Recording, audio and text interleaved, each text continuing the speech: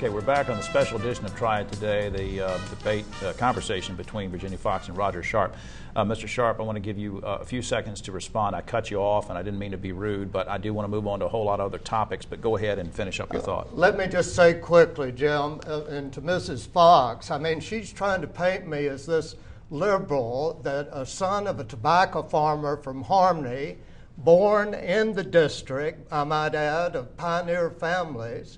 And I have two grandnephews who are in the Iraqi war, and I, like everybody else that has kinfolk in Iraq, is concerned of what this administration is doing. All right, because it's not giving us the leadership, and she's the rubber stamp for it. All right, we're going to leave the rubber stamp or not there for just a second and go to illegal immigration, which is on a lot of people's minds. Now, what we do know has happened is that a fence has been erected that we don't even think we can pay for. It's going to only cover about half of the Mexican border. It's about 700 miles long.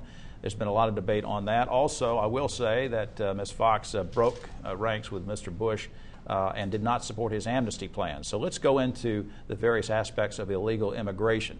And Roger, let me start with you on this. What do we do about it? I think it has to be a comprehensive plan, and something besides the Great Wall between Mexico and the United States. What alerted me to this was Larry Wooten's editorial from the Farm Bureau that said that North Carolina was threatened to lose $250 million in 2 years if there wasn't a comprehensive immigrant worker program to help with the Christmas tree growers, the apple growers, and the grape growers. And apparently Mrs. Foxx turned her back on them. That's what they were telling me. Virginia? Well, comprehensive plan is the same as amnesty for illegal aliens. That's what you want. That's not what I want. That's not what the people of the 5th District want. I've been listening to the people of the 5th District for many years, and what they want is our borders to be secure. National security and border security are tied together. Last year, over people from 160 countries were captured on our borders. People are coming here who mean to do us harm. There are people who want to come here and work, and I think we should work out a much simpler process for people who want to come here legally and work.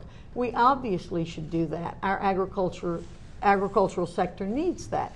But what we have to do is tighten up on the border. We cannot offer, my opponent wants to give citizenship to these illegal aliens. He wants to give amnesty to the illegal aliens. That's not what the people of the 5th District want. I intend to to enforce the laws of this country. When you're sworn in to uphold the Constitution. And a part of our Constitution says that it's the role of the federal government to protect our borders. That's our job.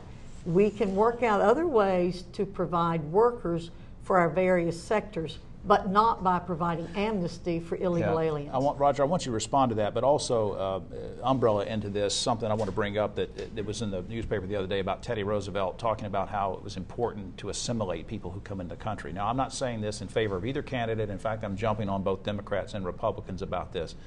I mean, shouldn't we be binding together on this? I mean, shouldn't we make English the official language of America? Shouldn't we enforce the laws? And again, I'm not speaking for Virginia or you. I'm sort of attacking both parties because they've let this thing get out of hand. Shouldn't we be assimilating people?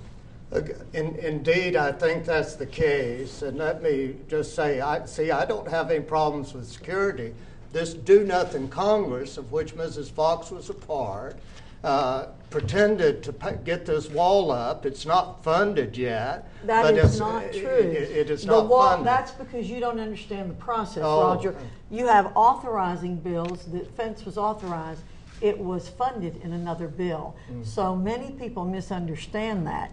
The fence was authorized and it was funded in another bill. So that just shows that you don't understand the process. Let's depend on the media to enlighten us in that regard. Well, there's a lot of you don't believe that English should be the official language of the country. That's his position. Mrs. Foxx, because this has baffled me from the beginning, to have a descendant of Italian-American parents out of the Bronx.